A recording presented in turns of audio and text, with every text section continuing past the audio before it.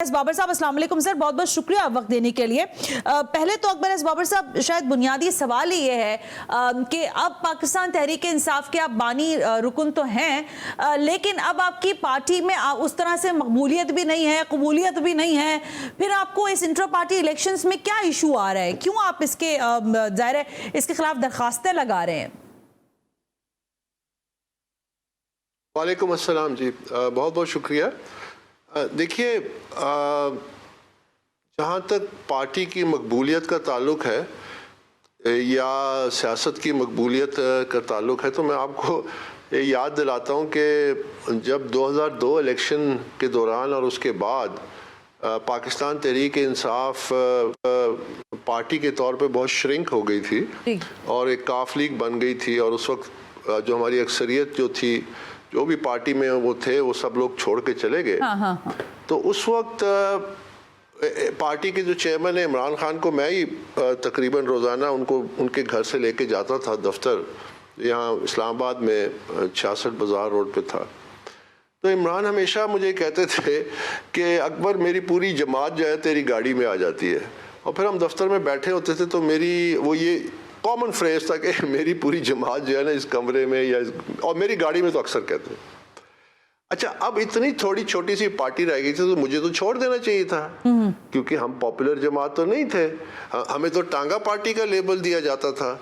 आप जो लोग नहीं जानते, ये तो बड़ी हकीकत है, अपने घर के लोग नहीं कहते थे, वो कहते थे ये कभी भी कामयाब नहीं हो सकता, ये जमात कभी पॉपुलर नहीं हो सकती। हाँ जी। तो मुझे तो छोड़ देना चाहिए था, लेकिन एक नजरिया था, एक कमिटमेंट थी, एक कन्विक्शन थी कि एक दिन आएगा कि अगर हम सच्चे हैं तो लोग हमारी तरफ आएंगे, और जब लोग आएंगे तो हम लोगों को अपने रोल मॉडल बन के दिखाएंगे। हम वो तमाम असूल अपनाएंगे जो हम डिमांड करते हैं कि जी, ये जो रिवायती सियासी जमातें हैं, जो उस वक्त पीपल्स पार्टी, मुस्लिम लीग नवाज, हम उनके खिलाफ होते थे। हम कहते थे कि जी, हम नई सियासत लेके आएंगे, जो मगरबी जमहूरियत में जो राइज हैं, जिसकी वजह से वहाँ के मसाइल हल होते हैं, वहाँ पे नई लीडरशिप आती है, वहाँ पे कॉम्पिटेंस आती है, वहाँ पे अच्छा।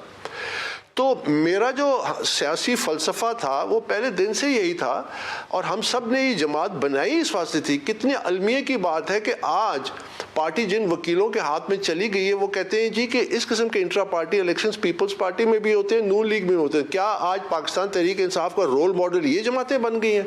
दूसरी बात, देखिए, मैंने दिसंबर 2012 में भी मैं इलेक्शन कमीशन में एक कंप्लेंट मेरी मौजूद है ऑन रिकॉर्ड, जब पार्टी के इंट्रा पार्टी इलेक्शंस उस वक्त हुए थे पहले, उसमें भी धांधली हुई थी इस्लामाबाद कैपिटल टेरिटरी में, उसकी भी मैंने निशानदेही की थी। उसके बाद 2014 में मैंने फंडिंग के हवाले से केस किया, 8 साल मैंने उसमें तमाम इल्ज़ामात भुगते। कभी 2016 में पनामा है, कहते थे पनामा का ब्लो बैक है। 3.5 साल ये लोग हुकूमत में थे और इक़्तिदार में कहते थे हम एस्टैब्लिशमेंट के साथ वन पेज पे हैं। हमारी जो सारी, फिर बाद में कहा हमारी हुकूमत वो चलाते थे। जस्टिस काजी फैज़ ईसा के खिलाफ रेफरेंस फाइल किया, इन्होंने बना के दिया। हमारा बजट ये लोग पास करते थे, मैं उनके सबके ज़ेर अताब था। उस वक्त मुझे ये कहते थे ये ईजी लोड है। जितने ईजी लोड मुझे कहते थे वो सारे के सारे आज डाउनलोड होकर चले गए। देखिए, ये इल्ज़ामात की जो सियासत है और ये जो एक तसादुम की सियासत है, ये पाकिस्तान तहरीक इंसाफ को इस नहज तक ले आई है। ये सोचने का मकाम है, बजाय इसके कि आप अकबर इस बाबर को डीमोनाइज करें। मैंने एक बात जो कही है सच्ची साबित हुई है। मेरा जो रिकॉर्ड है वो इलेक्शन कमीशन में मौजूद है कि मैंने जो इल्जामात लगाए थे 8 साल बाद, 200 पेशियां की माफी, लेकिन फॉरेन फंडिंग वाला जो केस है वो भी हमारे सामने। लेकिन अब जो हालात है ना, देखिए, कुछ चीजों में टाइम की बड़ी इंपॉर्टेंस होती है, और आप ये मुझसे बेहतर जानते हैं, और सियासत में भी टाइम की ही इंपॉर्टेंस होती है। इस वक्त ज़ाहिर इंतखाबी अमल की जानिब हम बढ़ रहे हैं। 8 फरवरी इलेक्शन की तारीख है।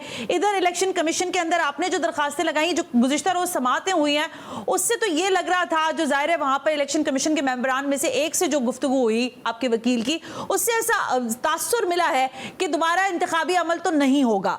इसके बाद आप क्या देखते हैं? लुक फॉरवर्ड स्टेप क्या है? जाहिर है आप हाई कोर्ट और सुप्रीम कोर्ट की जानिब जाएंगे, फिर वहां पर भी एक लिंगर ऑन प्रोसीजर होगा, विच मीन्स कि आपका ये पूरा प्रोसेस जो है ये सिर्फ एक एक्सरसाइज ही रह जाएगा, इसमें से निकलेगा कुछ नहीं शायद। देखिए, थोड़ा सा इसको आप पस मंज़र में देखिए और हक़ाइक़ की रोशनी में देखिए कि सबसे पहले ये जो इंट्रा पार्टी इलेक्शन का मामला है, ये पिछले 1.5-2 साल से चल रहा है पीटीआई का इलेक्शन कमीशन के दुरुस्त हो साथ, गया। ये आज नहीं हुआ। इसकी टाइमिंग जो है वो मेरे हाथ में नहीं है, और ये पीटीआई की जिम्मेदारी थी कि वो इलेक्शन कमीशन को मुतमईन करता और तमाम कानूनी जो तकाजे थे पूरा करता, ताकि आज का दिन उन्हें ना देखना पड़ता। अब जब 23 नवंबर का जब इलेक्शन कमीशन का फैसला आया, उसमें उन्होंने क्या कहा? उसमें उन्होंने ये कहा कि जी हम ये आपको आखिरी मौका दे रहे हैं, आप 20 दिन के अंदर एक शफाफ इलेक्शन कराएं और 7 दिन में रिपोर्ट जमा कराएं, वरना ये कानून हम लागू करेंगे और उस कानून के नतीजे में आप जो इंतखाबी निशान से भी अच्छा। तो आप ऑन द वर्ज, तो आप आ चुके थे। अब हमने जो दरमियान में कोशिश की, हमने अपनी इस्तदा में 3 लिखे। हमने कहा जी एक तो ये कि टोटल फ्रॉड हुआ है, इसमें तो कोई शक नहीं है, हम किसी फ्रॉड का हिस्सा नहीं बन सकते, ये इलेक्शन हुए ही नहीं। पहले पीटीआई ने जो 2013 में इलेक्शन कराया उसमें 1 साल लगा, ये 2 घंटे के अंदर इलेक्शन हो गए, तो आप अंदाज़ा लगाइए। अच्छा, दूसरी बात हमने ये की कि आप इनको एक और मौका दें ताकि एक ट्रांसपेरेंट मॉनिटर्स के नीचे इलेक्शन कराएं। उसके लिए हमने आईनी जो क्लॉजेस को कोट किया कि इलेक्शन कमीशन के पास बहुत वास्ट इख्तियार थे। तीसरी हमने बात की बड़ी अहम, हमने कहा इस इंट्रा पार्टी कवानीन के तहत तमाम सियासी बड़ी जमातों को इस कटहरे में लाएं और इस प्रोसेस से गुजारें। Okay, fair enough. Akbar as Babar साहब, क्योंकि वक्त की बड़ी कथन है, मैं बिल्कुल एक बहुत शॉर्ट आपसे एक चीज पूछना चाह रही हूँ। देखें, आप जो एक्सरसाइज कर रहे हैं, आई एडमायर कि ठीक है, सारी सियासी जमातों के लिए भी एक ट्रेंड सेट हो जाएगा, लेकिन विच आई आस्क कि आपको इससे क्या हासिल होना है? क्योंकि बाकी सारे जो दरख्वास्त गुजार है शायद वो इतना एक्टिवली उसको परसू भी नहीं कर रहे, आप बहुत ज्यादा एक्टिवली परसू कर रहे हैं। क्या आप पाकिस्तान तहरीक इंसाफ को वाइप आउट करवाना चाहते हैं, उनसे ये इंतखाबी निशान भी छीन लेना चाहते हैं? आपका इसके पीछे क्या मतलब कहते हैं एजेंडा क्या है? इस तरह से पूछ लेते हैं इसको।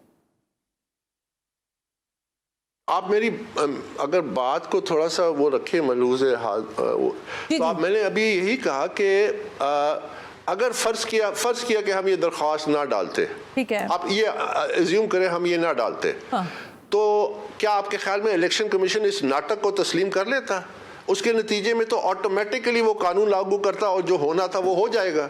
हमने तो एक कोशिश की है, हमारा मकसद पीटीआई को और इसके इंतखाबी निशान को, बाय द वे ये इंतखाबी निशान इसमें मेरी बड़ी वो शामिल है। जब मैंने अगस्त 2002 में हमारा पहला इंतखाबी निशान चिराग था, मैं लेके गया था कागजात जो कि रिकॉर्ड में मौजूद है कि भाई हमें बल्ला दिया जाए, कि हमने कहा हम उसकी ब्रांडिंग आसान करेंगे, तो मुझे तो ये ज़्यादा अजीज़ है। फ़र्ज़ किया मैं ना जाता, हाँ, तो क्या आपके ख्याल में ये इलेक्शन कमीशन का जो रवैया था वो क्या मुख्तलिफ होता? वो पूछते वही बुनियादी सवालात कि क्या आपने कानून को फॉलो किया है, क्या आपने वोटर लिस्टें बनाई हैं, क्या आपने कोई रूल्स रेगुलेशन थे, क्या उसमें कोई कैंडिडेट्स की नॉमिनेशन हुई? अगर ये तमाम मामला हुए ही नहीं है तो फिर क्या नतीजा निकला? ज़्यादा इससे ख़तरनाक नतीजा निकलता। तो देखिए, मेरी इंटेंशन, और फिर मेरी सबसे बड़ी इंटेंशन ये है कि तमाम सियासी जमातों को इस प्रोसेस से गुजारें, तभी वो इदारा बनेंगी।